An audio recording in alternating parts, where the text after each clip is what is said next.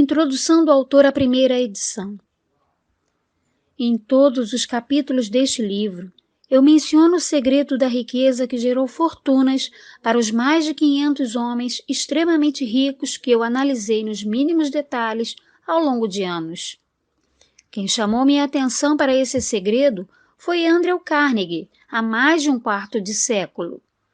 O magnífico e admirável escocês o jogou descuidadamente na minha cabeça quando eu mal passava de um menino. Depois, recostou-se na poltrona com um brilho alegre nos olhos e me observou cuidadosamente para ver se eu tinha cérebro suficiente para entender o real significado do que ele havia me dito. Quando viu que eu tinha entendido a ideia, perguntou se eu estaria disposto a passar talvez mais de 20 anos desenvolvendo, para então levá-la ao mundo, para aqueles homens e mulheres que, sem o segredo, poderiam passar pela vida como fracassados. Eu disse que estava, e com a colaboração do Sr. Carnegie, cumpri a promessa. Este livro traz o segredo, depois de ele ter sido testado por milhares de pessoas, de todo tipo de profissão. Foi ideia do Sr. Carnegie de que a fórmula mágica, que lhe rendeu uma fortuna extraordinária, deveria ser posta ao alcance de gente que não dispõe do tempo para investigar como as pessoas ganham dinheiro. E ele tinha a expectativa de que eu pudesse testar e demonstrar a infalibilidade da tal fórmula, por meio da experiência de homens e mulheres de todas as vocações. O Sr. Carnegie acreditava que essa fórmula deveria ser ensinada nas escolas e faculdades públicas, e tinha a opinião de que, se ensinada adequadamente, ela revolucionaria todo o sistema de educação, de modo que o tempo que se perde na escola seria reduzido a menos da metade. Sua experiência com Charles Schwab e outros rapazes parecidos convenceu o Sr. Carnegie de que boa parte do que é ensinado na escola não tem valor algum no que diz respeito a acumular riqueza. Ele chegou a essa conclusão porque admitira em sua empresa um jovem depois do outro, muitos com pouquíssima educação formal, e os transformou em líderes raros, lhes ensinando a utilizar essa fórmula. Além disso, seus ensinamentos geraram fortunas para todos os que seguiram à risca suas instruções. No capítulo sobre fé, você vai conhecer a impressionante história da gigantesca United States Steel Corporation, como ela foi concebida e realizada por um dos jovens a quem o Sr. Carnegie provou que a fórmula funcionaria para todos os que estivessem prontos para ela. A simples aplicação do segredo por esse jovem, Charles M. Schwab, lhe gerou enorme fortuna, tanto em dinheiro como em oportunidades. Num número muito genérico, essa aplicação específica da fórmula valeu cerca de 600 milhões de dólares. Esses fatos, e eles são bem lembrados por quase todas as pessoas que conheceram Andrew Carnegie, por si só dão uma boa ideia do que a leitura deste livro poderá proporcionar, desde que você saiba o que quer. Mesmo antes de passar por 20 anos de testes práticos, o segredo foi passado para mais de 100 mil pessoas, que o utilizaram em benefício próprio, exatamente como queria o Sr. Carnegie. Algumas ganharam verdadeiras fortunas. Outras tiveram êxito gerando harmonia em seus lares. Um clérigo o utilizou de maneira tão eficiente que seus rendimentos passaram de 75 mil dólares por ano. Um alfaiate de Cincinnati, chamado Arthur Nash, usou seu negócio quase falido como uma espécie de cobaia para testar a fórmula. A empresa ressurgiu e fez os donos ganharem uma fortuna. E ela continua crescendo, embora o Sr. Nash não esteja mais entre nós. A experiência foi tão singular que os jornais e as revistas rasgaram elogios a ela, num valor equivalente a mais de US$ 1 milhão em publicidade. O segredo também foi passado a Stuart Austin Weir, de Dallas, no Texas, e ele estava preparado, tanto que largou a profissão que exercia para estudar direito. Deu certo? É uma história que vamos contar aqui. Eu passei o segredo a Jennings Randolph no dia em que ele se formou na faculdade, e ele o aplicou com tanto sucesso que já está em seu 3º mandato como congressista, com uma ótima chance de prosperar até chegar à Casa Branca.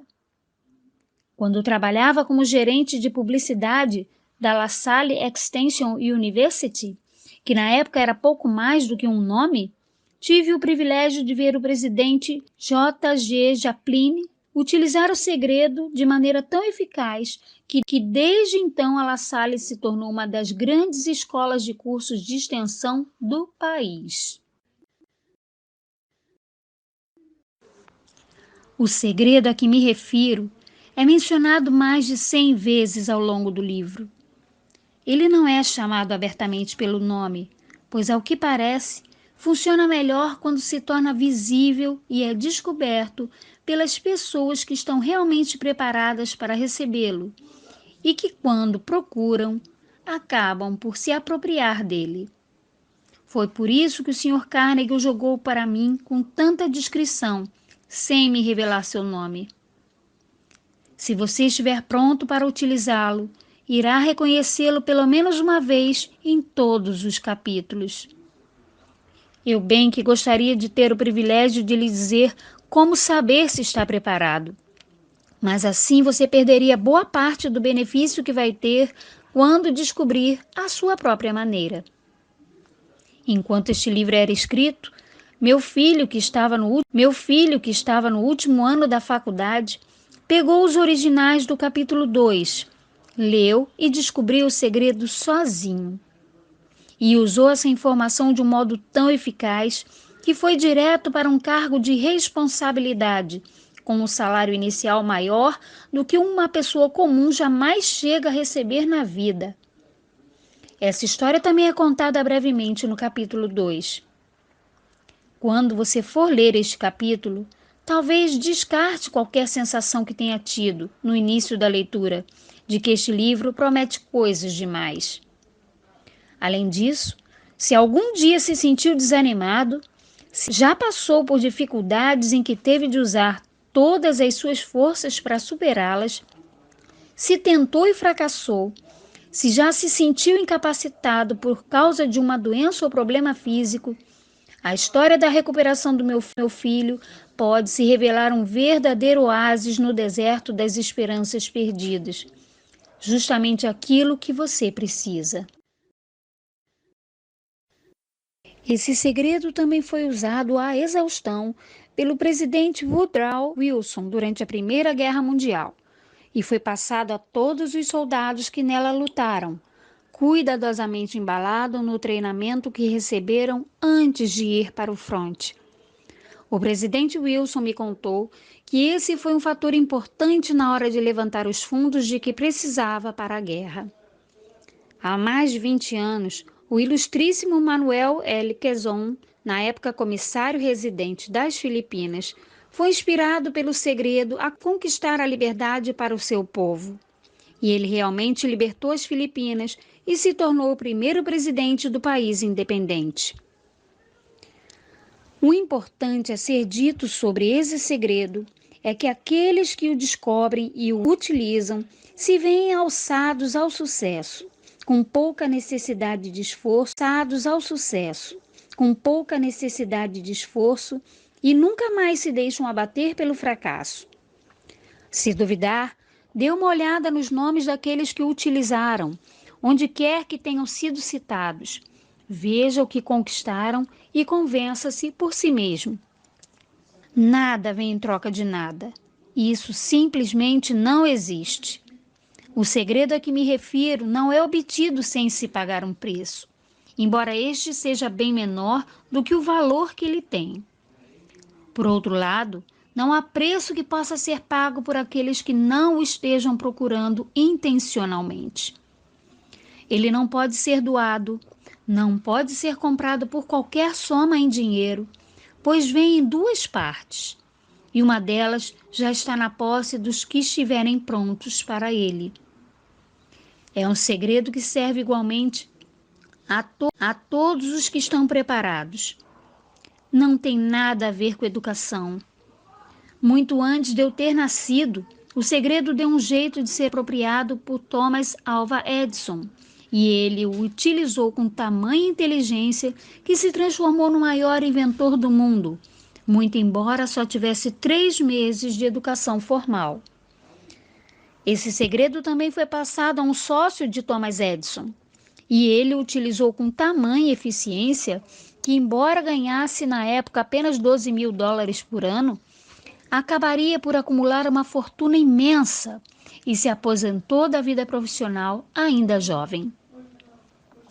Essa história você vai conhecer no início do primeiro capítulo e vai se convencer de que a riqueza não é algo inalcançável, que você realmente pode ser o que deseja ser, que dinheiro, fama, reconhecimento e felicidade podem ser obtidos por todos os que estiverem prontos e determinados a serem abençoados por isso.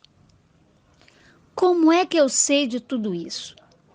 Essa é uma resposta que você vai encontrar antes de terminar este livro. Pode encontrá-la logo no primeiro capítulo ou na última página. Enquanto eu cumpria os 20 anos da pesquisa de que fui incumbido pelo Sr. Carnegie, analisei centenas de homens conhecidos, muitos dos quais confessaram que acumularam suas grandes fortunas a partir da ajuda que receberam do segredo de Carnegie.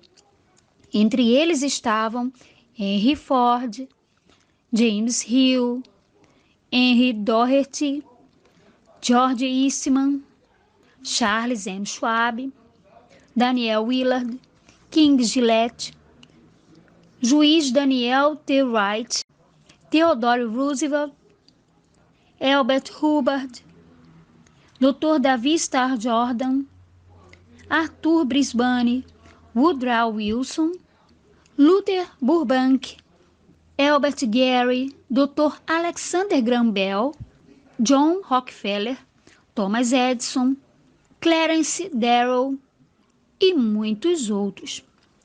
Esses nomes são apenas uma fração das centenas de americanos famosos cujas realizações financeiras ou em outros campos da vida provaram que os que entendem e põem em prática o segredo de Carnegie atingem patamares elevados na vida. Eu nunca conheci alguém animado para utilizar o segredo que não tenha obtido sucesso em sua área de ação. E nunca conheci uma única pessoa que conseguisse se distinguir ou acumular uma fortuna digna de nota que não tivesse conhecimento do segredo. Desses dois fatos, eu chego à conclusão de que o segredo é mais importante como parte daquele conhecimento essencial para a autodeterminação do que qualquer coisa que as pessoas recebam por aquilo que é popularmente chamado de educação. E, afinal de contas, o que é educação? Isso também vai ser respondido em detalhes. Muitos desses homens tinham pouquíssima educação formal. John Wanamaker um dia me contou que a pouca educação que recebeu obteve da mesma maneira que uma locomotiva recebe água, agarrando e engolindo enquanto corre. Henry Ford nunca chegou ao ensino médio, muito menos fez faculdade. Não quero aqui tentar minimizar o valor da educação. O que estou tentando é expressar minha opinião sincera de que os que dominam e põem em prática o segredo alcançam posições de destaque, acumulam riqueza e negociam com a vida em seus próprios termos, mesmo que a educação formal tenha sido escassa. Em algum momento da leitura deste livro, o segredo a que me refiro vai saltar das páginas e se postar nitidamente na sua frente, se você estiver preparado para ele. Quando aparecer, você haverá de reconhecê-lo. Independente de você receber o sinal no primeiro ou no último capítulo, faça uma pausa na hora em que ele se apresentar e beba algo especial, porque essa ocasião irá marcar o maior ponto de virada da sua vida. Passemos ao capítulo 1 e a história do meu querido amigo que generosamente confessou ter visto um sinal místico e cujas realizações profissionais são prova suficiente de que ele tomou o seu drink. E enquanto estiver lendo essa e outras histórias, lembre-se de que elas tratam dos problemas importantes da vida, pelas quais todas as pessoas passam. Os problemas que surgem quando se tenta ganhar a vida, ter esperança, coragem, felicidade e tranquilidade para acumular riqueza e ganhar a liberdade do corpo e do espírito. Lembre-se também, enquanto estiver lendo, de que este livro trata de fatos, não de ficção, e o objetivo é mostrar uma grande verdade universal, por meio da qual todos os que estiverem preparados irão descobrir não só o que fazer, mas também como fazer, e receber aquele estímulo que é tão importante para se dar a partida. Como uma última palavra de introdução, antes de passar a ler o primeiro capítulo, permita-me oferecer uma pequena sugestão, que pode servir como uma pista para uma forma de se reconhecer o segredo de Carnegie. É o seguinte: todas as conquistas, toda a riqueza obtida, começam com uma ideia. Repetindo, todas as conquistas, toda a riqueza obtida, começam com uma ideia. Se estiver pronto para o segredo, já terá meio caminho andado. E assim, vai reconhecer a outra metade no momento em que ela chegar à sua mente. Napoleon Hill, 1937.